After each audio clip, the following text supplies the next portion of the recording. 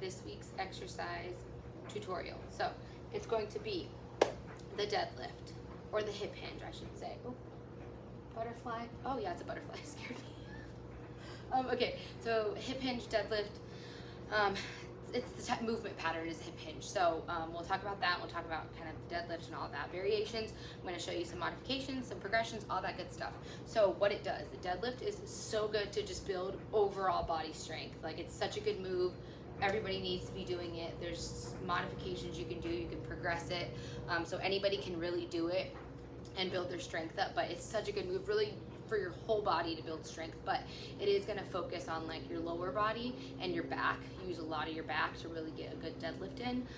So yeah, but everybody should be doing it. It's going to work your core, your upper body, your lower body, your arms. Everything is getting worked on a deadlift, and it just really helps build just strength in your body, which is great, right? Okay, so the movement pattern is hip hinge. So before I grab the weights, I want to go through that, because it's also a movement pattern that, I wouldn't say it's dangerous, but it does put you in a position to where you could hurt yourself if you're not doing it correctly and you start loading yourself with too much weight and your form isn't correct. So what you want to do whenever you're deadlifting is hinge from your hips. So brace your core always first. So brace that core nice and tight, and then your hips shift backwards. So you can use your hands on your hips if you want, just to kind of like push yourself backwards so you can see what the movement pattern is supposed to look like. So your knees are bent. They're not going to be locked out, right? But they're bent, but they're not moving. You're not getting the movement from your knees, okay? Like a squat. It's a hip hinge. So your hips go back, and then you shift, you push your hips forward to lift the weight back up and put yourself back in position. Okay, so if you notice a difference, hips go back, this is a hip hinge, nice flat back, core nice and tight, knees are slightly bent, right? That's a hip hinge. A squat is this way. So they're two different movement patterns, right?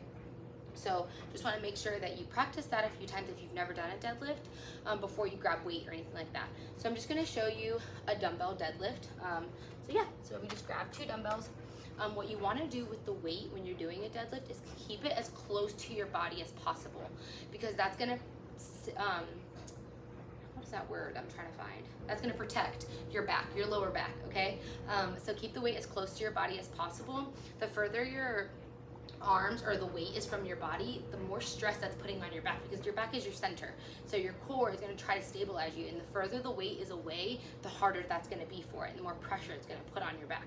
So I like to tell people, really just the weight should be so close to your body, like drag the weight down your shin really, without obviously hurting yourself, but the weight should be really as close to your body as possible. And you just do that hip hinge movement pattern. So nice tight core, back, back, back. Once you get to about like the top of your shoelaces, you push yourself up. So you notice that my hips are doing the moving. Like I'm using my hips to push back and then also to thrust forward. So butt back, hips, hips, hips, and we pull. So we pull, push through the hips, back, back, back, and we push through the hips. Okay, so you can practice that. You can use a barbell, all kinds of things really. Anything, the cable machine, anything is really going to be able. You're going to be able to do a deadlift. It's because it's the hip hinge movement, right? So I want to explain just ways to make it a little bit easier, and then ways that you can progress it.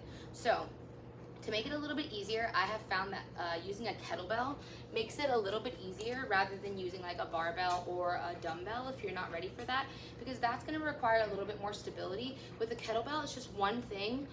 You can control it a little easier. It's one object, and it's just helpful because you can put it right in the middle of your legs where you want to hinge forward at, where you want to keep your form, and then from there you can do that movement pattern and then just lift it straight up and stay in that space. So it's really a lot easier to control here. So I found using this is really helpful. And then another thing that you can do is just practice the movement pattern. So the hip hinge, like I was saying, you can do glute bridges, which is the same movement pattern, until you build up some strength, you know, in your hips and your legs and thighs and things like that to be able to use weights. So glute bridge is just lying on the floor. Heels are pretty close to your tush. And then from here, you thrust up. So it's the same movement pattern, down and then up. Okay, so you can practice that as well, and that you can load yourself, so you can do that a few times, and then you could add a dumbbell so you can increase strength that way. And then as far as progressing it, if you're already doing deadlifts, you can do single leg deadlift. So it's the same hip hinge, you just are on one leg, and then you're focusing on building strength in that one leg, but it's the same movement pattern. A barbell, obviously loading it with extra weight there.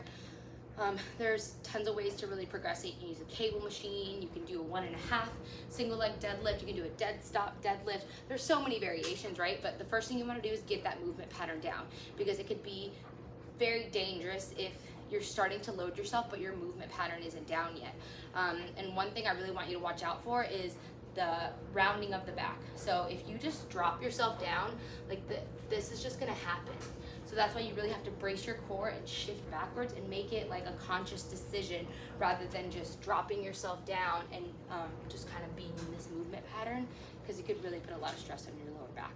So, okay, I'm done rambling. I just really wanted to go in on the safeties of that, because it is such a, I wouldn't say dangerous exercise, because then people are going to be scared of it, but if you're doing it wrong, it's one of the moves that could really put you at risk for some kind of injury. So anyways, okay, hope this helps, and let me know. Bye.